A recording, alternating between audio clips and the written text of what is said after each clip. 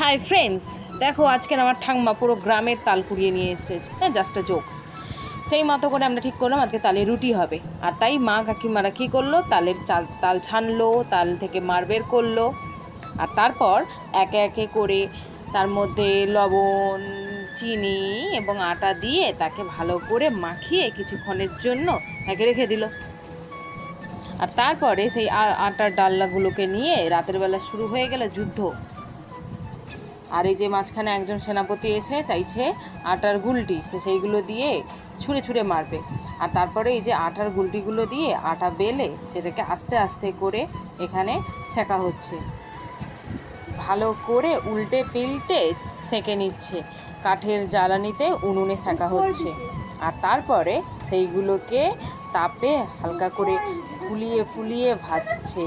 আর আমরা এই ফোলা ফোলা রুটি খাই। আর তোমরা আমার চ্যানেলটিকে সাবস্ক্রাইব